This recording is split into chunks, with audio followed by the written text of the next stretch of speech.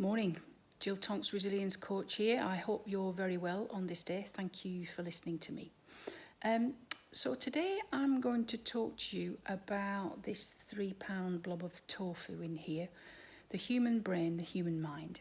It's the source of everything that makes us top of the food chain, that's helped us to evolve as a species, that's helped us to be so different from our nearest relatives, monkeys, would you believe?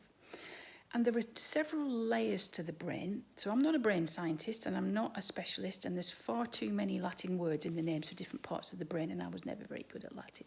So I keep it really, really simple.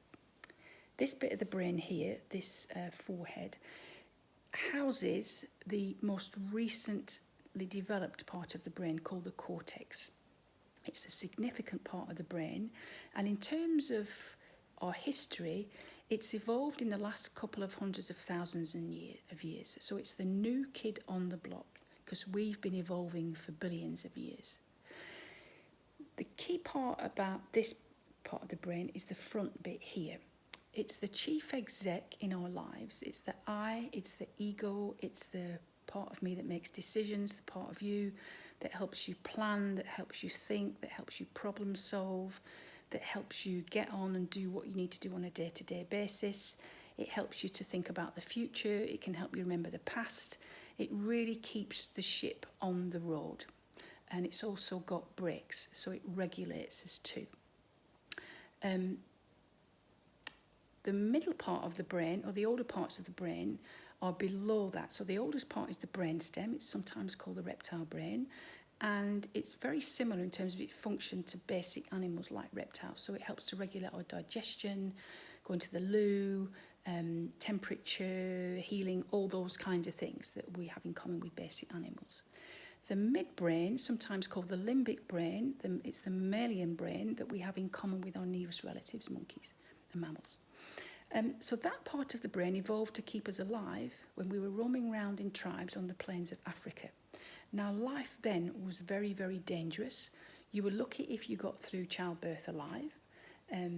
You were lucky if you got through each day alive, because there were lots of predatory animals. We were not top of the food chain then like we are now. And animals that were looking for the next lunch, or tribes that were looking to kind of kill and conquer. So we developed this security system, if you like, that's helped us to survive as a species. We would not be here without it. Wonderful part of the brain. So it's that part of the brain that triggers those strong emotions, the positive ones. So you would never have lived, have your passion for what floats your boat in life, have values if it wasn't for that part of the brain. So it brings the best stuff of life, but it also brings the trickiest stuff of life. And that's what a lot of those videos have been about. So that part of the brain is not too dissimilar to my neighbour's dog in terms of how it processes the world. When it's triggered, it goes into those 3 fight, flight, freeze responses. So it's quite basic. Its job is to keep us safe from here till the day we die. And that's where some of our difficulties come from that I've talked quite a lot about in these videos.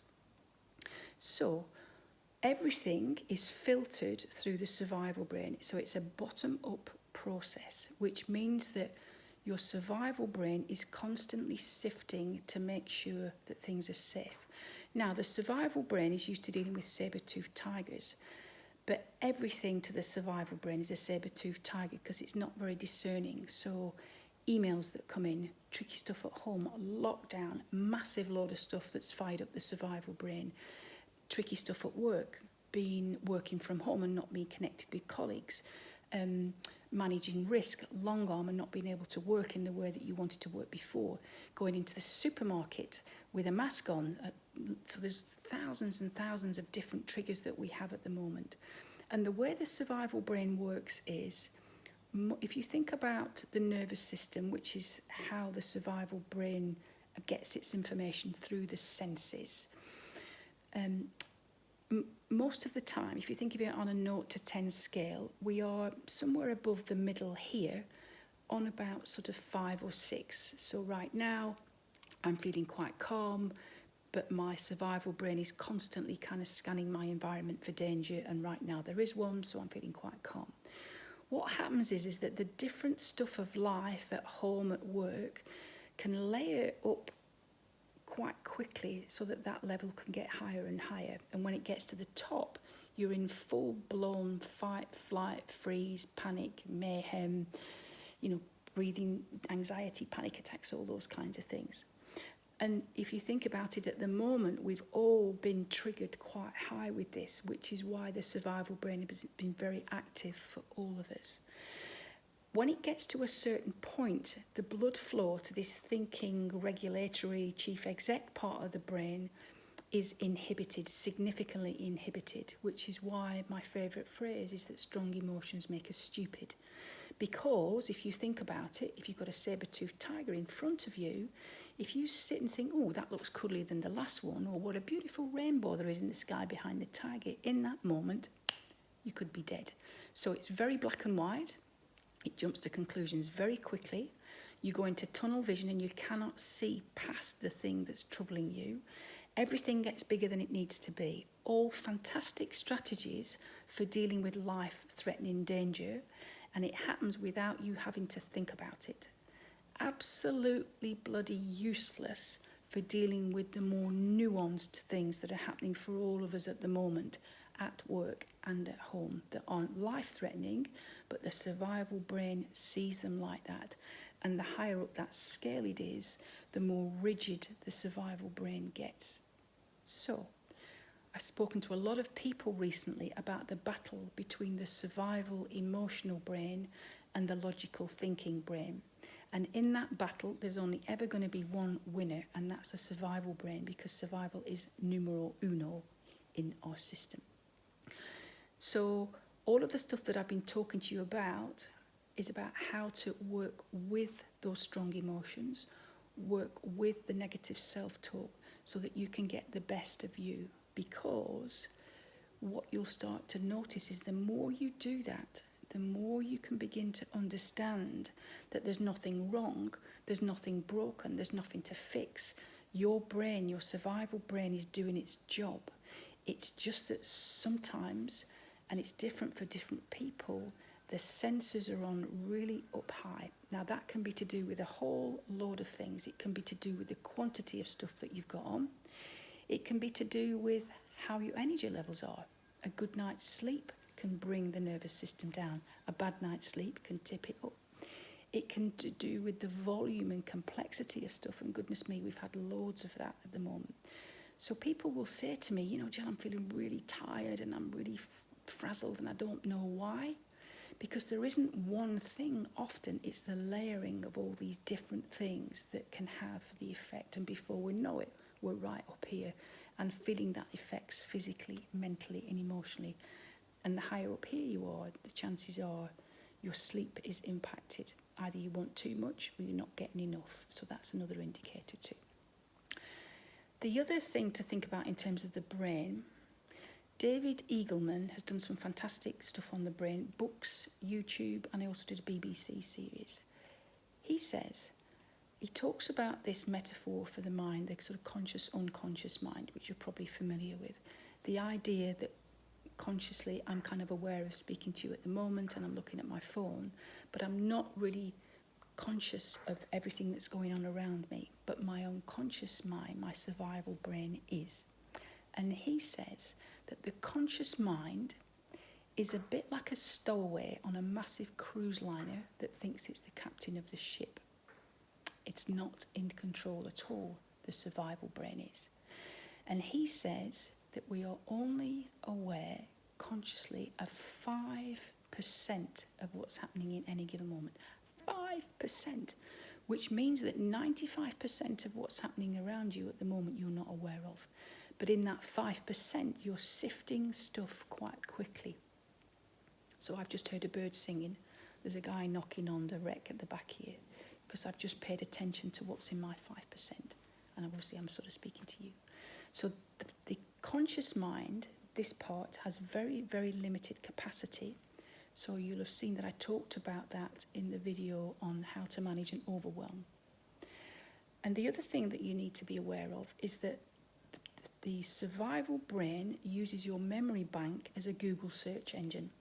We have memories from 12 weeks in the womb, so some of those memories are actual pictorial memories or that I can remember happening, but the part of the brain that remembers only comes online at the age of sort of 2 or 3. Prior to that, they're just body memory and cellular memory, but we still have those memories. So you can see the value of that in terms of survival terms, because a little kiddywink will only ever put their finger in a flame once, it burns, so the survival brain says, we're not going to do that again. So anything that's ever happened to you is pegged in your memory bank with those strong emotions, the negative ones. And it's a very quick and effective way to achieve survival. Because if you had to remember again all of the lessons that you'd learned around your survival, we wouldn't have survived as a species. And the third thing that I wanted to share with you, which comes from a book by Tors Norlander called The User Illusion, is that we are only experiencing 20% of reality at any one time. 80% of your reality is made up from your memory bank. Interesting, isn't it? Which is why